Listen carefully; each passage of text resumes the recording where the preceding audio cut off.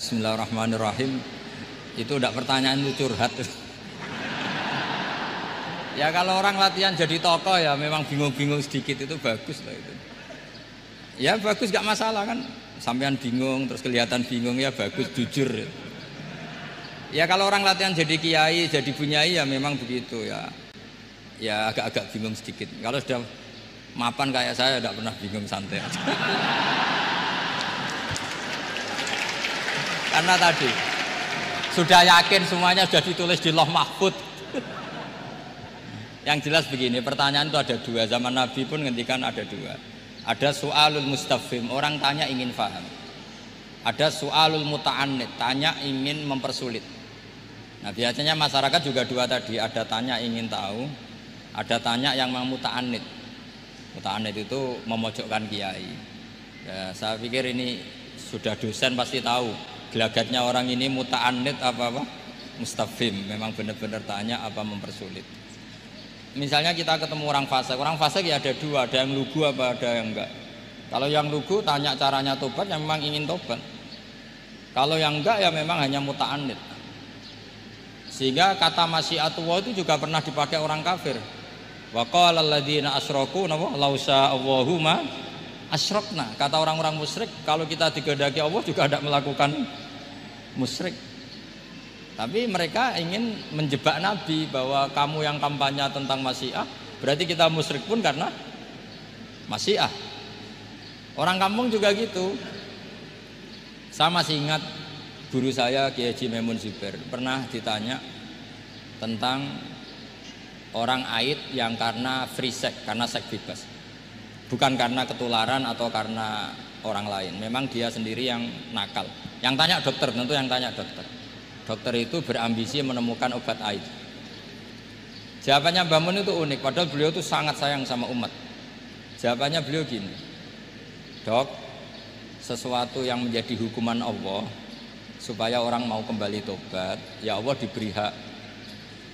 Intinya kan mesti misalnya ada orang hidupnya boros, kemudian punya utang banyak, dia agak dipercaya masyarakat.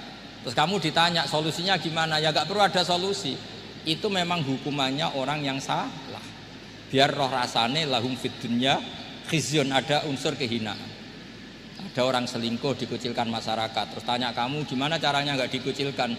Ya Allah diberi hak untuk memberi hukuman. Begitu juga penyakit-penyakit yang karena kesalahan manusia. Allah harus kita beri hak untuk memberi apa? Hukuman. Meskipun berkali-kali kita memberi pintu apa? Tobat. Nah, biasanya juga gitu. Orang belajar itu wajib gak? Kan wajib. Masyarakat tuh gak mau belajar tentang agama. Kemudian karena gak belajar, setiap ada masalah agama dia tidak bisa. Terus galau. Ya Allah beri hak memberi sanksi orang yang gak mau belajar itu kan membawa kebodohan. Kebodohan itu mesti zulumat, mesti kegelapan. Kegelapan menjadi kegalauan. Jadi misalnya ada mbak-mbak sampai perawan tua agak nikah, atau kangkang sampai jaka tua agak nikah, tanya saya, Gus caranya nikah gimana? Itu keangkuhan kamu, wis ra ganteng pilih-pilih. Mesti harus gitu jawabnya.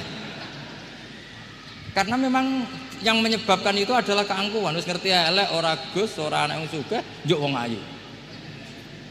Lalu gak payu rabi itu karena keangkuhan apa karena apa coba?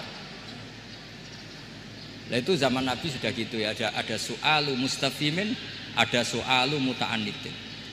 Terus ada beberapa masalah yang sebetulnya itu hukuman Allah. Saya itu merasa kaya, bahkan mungkin kategorinya kaya sekali, bukan karena materi saya banyak, enggak. Saya ini pengagum hadis atau riwayat lah, kalau kamu gak percaya itu hadis karena muttorib. Wa'mal li akhiratika ka'annaka tamutu apa? Godan. Beramallah untuk akhiratmu seakan-akan kamu mati besok. Saya ini kan wis keceluk kiai gede, di 200.000 menurut saya itu banyak sekali. Wong urip nganti sesuk kaya di 200.000 ini mewah menurut saya itu. Sampean kan enggak, wis ora kiai, goblok, bayangno urip nganti 10 tahun ke depan. Duit 2 juta ya kurang, 10 juta ya kurang. Padahal konsep kita itu kata Rasulullah atau kata ulama lah yang jelas itu. Ngamallah untuk akhiratmu seakan-akan mati besok. Maka hidup saya itu tenang sekali. Cara di masalah misalnya saya suatu saat sampean bully. Paling pikiranku dibully masyarakat, sesuk wis mati, sesuk wis bar. Sesok kok ijek urip, bayangno sesok meneh, sehingga aku nganggep punya masalah hanya sehari. Kamu kan nggak bayangkan hidup itu panjang, sehingga yang merasa miskin terus, sehingga kadang merasa istrinya kok ini terus padahal masih panjang.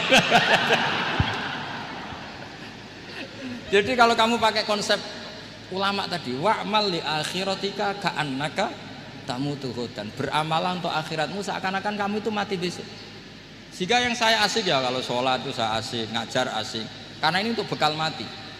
Kalau uang betul, tanyakan istri saya punya uang 200.000 itu anggap banyak sekali. Uang urip nganti sesuk ada duit 200.000 itu mewah betul. Terus kemudian ada orang galau, uang 10 juta ke orang 20. Kegalauan ini adalah dia salah persepsi, nganggap urip itu panjang. Ini wayul hihimul amal, orang yang dibuai oleh angen-angen. Nah ini melebu alhaqumut takatsur hatta zurtumul maqabir. Ya Bu dosen yang rasa mahasiswa ya, atau mahasiswa yang rasa dosen tadi kata MC. Ini enggak gitu, keliru MC. Dosen yang rasa bunyai. Jadi lebih keren. Dosen yang apa? Rasa bunyai. Ya saya kira demikian. Assalamualaikum warahmatullahi wabarakatuh.